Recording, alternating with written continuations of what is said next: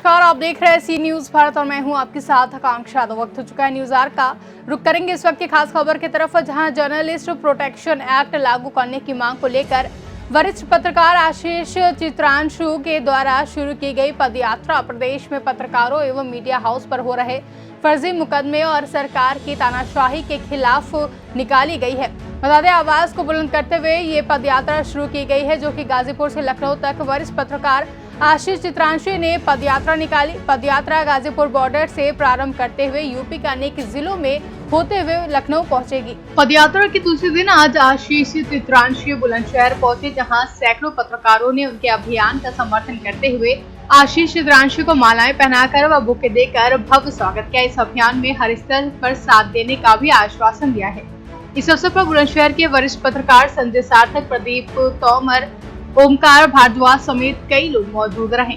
बचाने के लिए आपने जो यात्रा ये कहां से आरंभ हुई है और कहां पर जाकर ये रुकेगी यात्रा, और क्या आपके मुद्दे हैं जिन मांगों को लेकर आप ये यात्रा निकालते हैं? देखिए, यात्रा शुरू हुई है दिल्ली उत्तर प्रदेश के बॉर्डर से, गाजीपुर बॉर्डर जो आजकल वैसे ही बहुत चर्चित है, उसी गाजीपुर बॉर्डर से 26 जुलाई कल जो है दोपहर 12 बजे मैंने यात्रा की शुरुआत की है। आज मैं आप लोगों के इस कर्म भूमि में, बुलंदशहर जो आप सभी मेरे भाइयों की कर्म भूमि है, मेरे पत्रकार साथियों की, आपके कर्म भूमि पे हूँ। आप लोग ने बहुत यहाँ पर ऊर्जा मुझे दिया है आगे की यात्रा के लिए, और ये यात्रा लखनऊ तक जाएगी। अलीगढ़, हाथरस, आगरा, सिकोहाबाद, फिरोजाबाद, इटावा, औरैया, कानपुर देहात, कानपुर ना होते हुए लखनऊ तक। तो जैसे आप जनपदों में जा रहे हैं तो कैसा आपको सहयोग मिल रहा है? देखिए, यही तो जो मैं अभी एक बात कह रहा था कि अब गाजीपुर बॉर्डर से तो मैं अपने शरीर से चला था, अब मैं अपने शरीर से नहीं चल रहा हूँ। अब मैं पत्रकारों के, अपने पत्रकार साथियों के, पत्रकारिता का जो एक बृहद परिवार है, उस परिवार की ऊर्जा से चल रहा हूँ। अब मैं अपने शरीर से नहीं चल रहा हूँ। यही पर्याप्त है ये समझने के लिए कि कैसा मेरे साथियों सहयोग है। और ये बड़ी खुशी की बात इसलिए है कि जिस मकसद से मैं निकला हूँ, पहली बात तो ये मैं साफ कर दूँ कि ये आशीष चित्रांशी की, किसी आशीष चित्रांशी नामक किसी पत्रकार की यात्रा नहीं है। आशीष चित्रांशी पत्रकारिता में नाम नहीं होता है। ऐसे बहुत अतीत में आए, वर्तमान में होंगे और भविष्य में आएंगे। ये विचार की यात्रा है, बस मैं माध्यम हूँ। मैं एक शरीर लेकर के अपने शरीर से इस यात्रा, विचार की यात्रा को लेकर चला हूँ। ये वही विचार हैं जो आपके मन में होंगे, कहीं सवालों के रूप में होंगे। अपने अंतर्मन से आप कई बार अंतर्द्वंद में होते होंगे कि हम पत्रकारिता में हमें क्या करना चाहिए। तो वही जो आंतरिक कमजोरी पत्रकारिता में आई है, उसकी पहले जागृति हो जाए, और जब वो जागृति हो जाएगी तो ये बाहरी जो दुस्साहसी हैं, वो चाहे जो भी हों, अधिकारी हों, नेता हों, नौकरशाही, अफसरशाही, मंत्री, कोई भी हो, किसी की दुस्साहस नहीं कोई ऐसा कर पाएगा। किसी की जुर्रत नहीं होगी कि किसी पत्रकार की सच्ची खबर, जरूरी है कि उसकी सच्ची खबर से नाराज होकर के उसका दमन या उत्पीड़न करने की जुर्रत करे, साहस करे, ये कोई नहीं कर पाएगा। बस जगना हमें है। पहले दूसरे पर उंगली उठाने से पहले एक बार हम भी जग जाएं। हम जग जाएंगे तो फिर दूसरे, पूरी व्यवस्था है, कोई नहीं होगा। आप एक हो जाइए। एक पत्रकार अगर दुख में है, उसकी पीड़ा है, दर्द है, वेदना है, सारे पत्रकारों को, पूरे पत्रकारिता के परिवार को, बृहद परिवार को एक साथ खड़ा होना चाहिए। वो कौन सी आपकी पीड़ा रही जिसको लेकर आपने इतना ये कदम उठाया कि आप पदयात्रा मतलब लेके जा रहे हैं? मेरी व्यक्तिगत पीड़ा तो मैं कोई बता नहीं सकता कि व्यक्तिगत कोई पीड़ा महसूस आपने, लेकिन जो वेदना मेरी थी, ये वेदना कई महीनों से थी। एक वेदना कि पत्रकारिता किस दिशा में जा रही है, पत्रकारिता लोग कर ही नहीं रहे। दरअसल क्या है, जब पत्रकारिता की बात आई, वेदना पे ही मैं पहले बता दूंगा आपको क्या वेदना थी।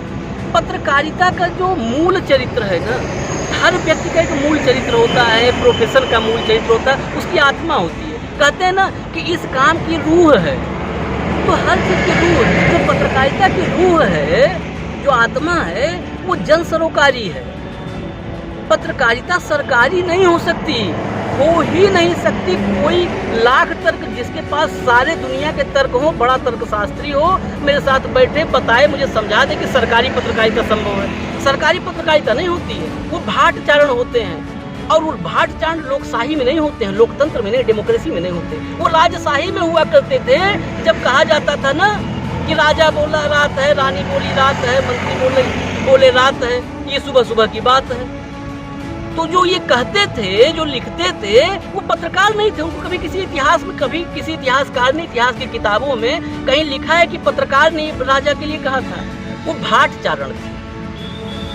तो भाट और चारण हम नहीं है ना, हम पत्रकार बनने के लिए आए हैं। पत्रकारिता स्वयं एक मिशन है। और लोकतंत्र से ही कोरिलेट कैसे होता है?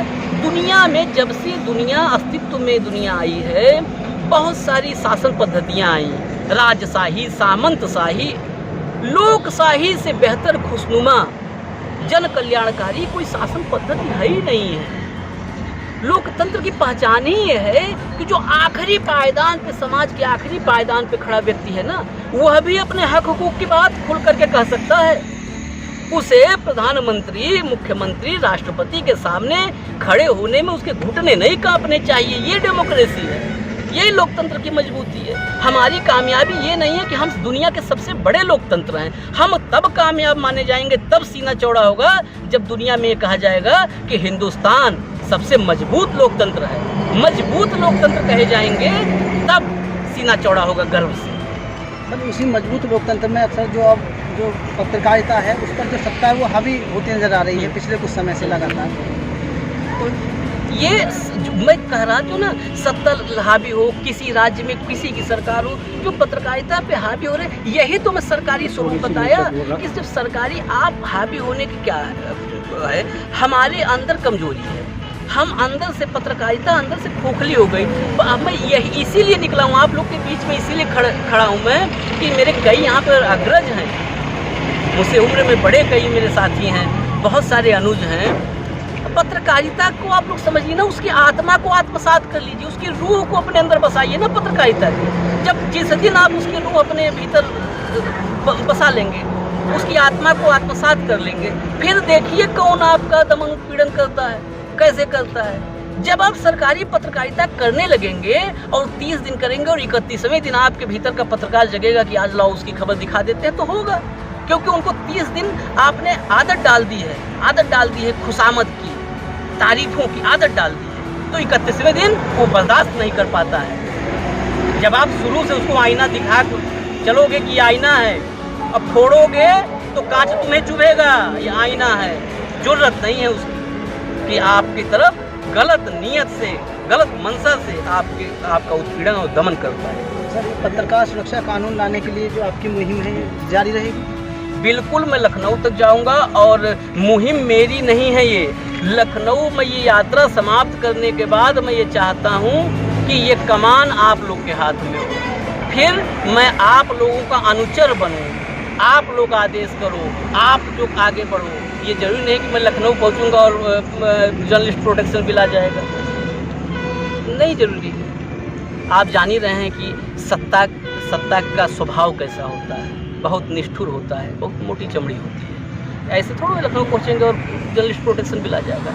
मैं पहुँच करके एक विचार, मैं कहा ना विचारों की यात्रा है, इस विचार को आप लोग आगे बढ़ाइए। ये विचार आपका है। मैं ये विचार लेके इसलिए चला हूँ कि शर्म ना आए भविष्य में कि हमने अपने अगली पीढ़ी को, अपने युवा साथियों को, अपने अनुज जो हमारे हैं, उनको पत्रकारिता के बारे में कुछ बताने की कोशिश नहीं की थी। आगे आप ये पूरा कमान पत्रकारों के लिए और पत्रकारिता और पत्रकार दोनों को बचाने की जिम्मेदारी आप सभी पे है। आप ही इसके अगुवा हो, आप ही के हाथ में कमान है।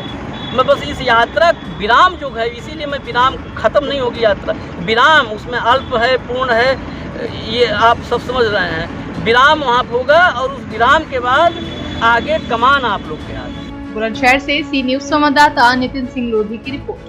फिलहाल के लिए न्यूज आवर में बस इतना ही। देश और दुनिया की तमाम बड़ी खबरों के लिए देखते रहें सी न्यूज भारत।